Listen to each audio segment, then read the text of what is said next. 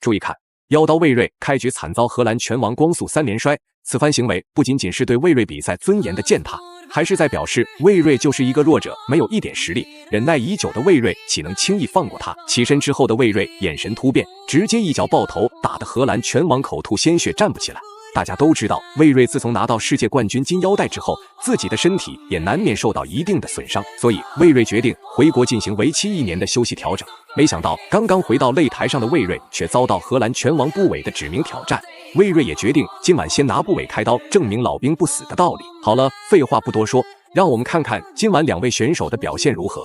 随着裁判一声令下，比赛正式开始。红色拳套就是中国选手魏睿，蓝色拳套就是荷兰选手布韦。长时间没有打比赛，自然会对比赛节奏遭受一定影响。可是布韦面对魏睿却没有丝毫手下留情，还立刻将魏睿摔倒在地进行挑衅。当然，这点伤害对于魏睿而言算不上什么。殊不知，接下来布韦的举动更加狂妄放肆。但是呢，他结果在 MMA 比赛摔出别人，被人家背后裸脚。魏睿要特别小心。这个荷兰选手真的是特别会摔，除了会摔之外，他的还没讲完又摔，真的是他的近中远的拳腿膝技巧相当的全面，真的是有点经典式的教材啊，摔跤的教材，还有一个飞膝。所以今天魏睿上次躲过了加拿大选手波球拳馆加拿大选手丹尼斯的重击，但是呢，今天对上了这位荷兰选手，能不能全身而退呢？就让我们拭目以待。又要被摔，哎呀，还有魏睿跑得快。那魏睿自从上场比赛跟丹尼斯打完之后，他知道自己的力度有所不足，所以做了一些针对性的训练。刚刚又要摔了，差一点被神圈给救了。好，现在看了一下大胡子连续2个踢法，哎呀，又一个高脚。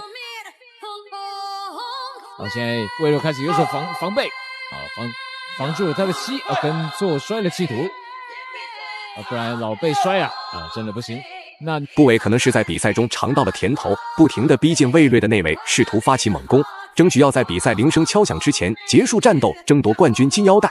但是魏睿打比赛输过赢过，可是从来没有怕过。就算布韦进攻凶猛，依旧只能被魏睿牵着鼻子走。而魏睿加强自身攻势，就是要获得调整战术的时间，以免因为防守失误被击倒在地。踢到了裆，瞬间终止。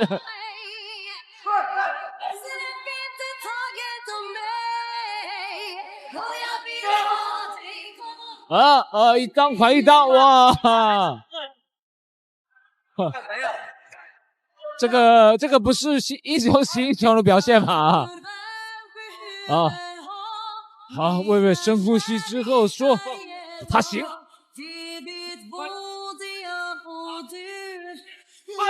比赛继续，你可以看到，双方腿拼腿，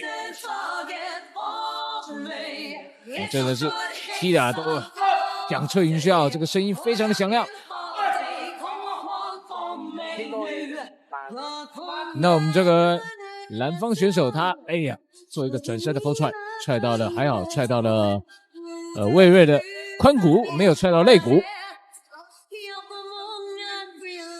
目前魏睿被摔过几次之后，大概比较熟悉对方的一个节奏跟他的企图，那接下来就可以专心的攻击。有被摔，刚讲完还是被摔了。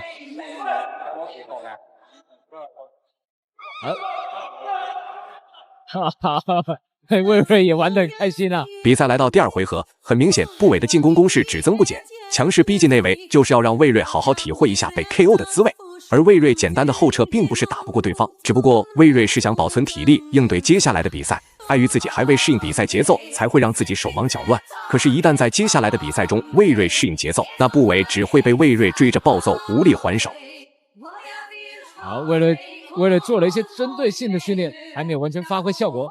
那我们刚才讲到这个荷兰选手他的高扫踢其实是可以连发的，所以待会魏睿要小心一点一摔没摔成，立刻连续动作再一个袭击，那是一个南方选手高杆的地方，动作非常的多，让魏睿有点吃不消。南方选手招式变化多，落点多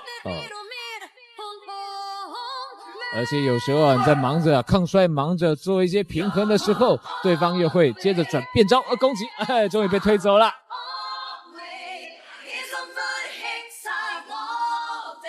好，一个前手自己人家后脚的扫踢。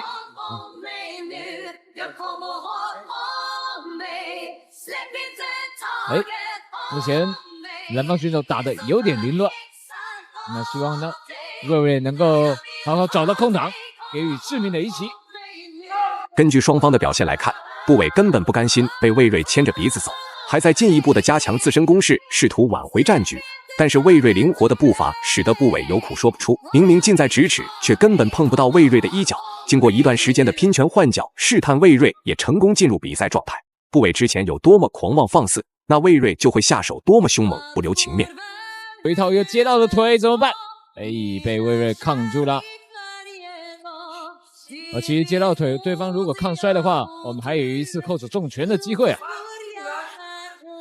所以变招迅速啊，往后倒啊。那裁判在开始盯啊，我们这个蓝方选手的估计。哎，刚刚蓝方选手做了一些变化，摔不成就变成后手的重拳。那魏睿啊，现在开始要采取一些防守反击，往后稍微退一小步，然后再向前进攻。蓝方也是往后退一小步，但是向前进攻步伐蓝方没跟上。蓝方其实他的步伐并不是十分的好，而且他要向前追击的时候，他重心不对，有点太过偏前面这是会有比较危险的地方。步伐要跟上，步伐要跟上自己的重心，自己的重心不要跑到你脚的前面去，失去平衡。被魏睿反击，但是呢，刚才蓝方又打一个防反击。最后一回合比赛开始。那刚刚，哇，好漂亮的一脚！听到“啪”的一声，全场欢声雷动。哎呀，这个高边腿真的是太漂亮了。最后公布比赛结果，魏睿实至名归，赢下了比赛最终胜利。大家认为魏睿本场比赛表现如何呢？欢迎在评论区留言讨论，我们下期再见。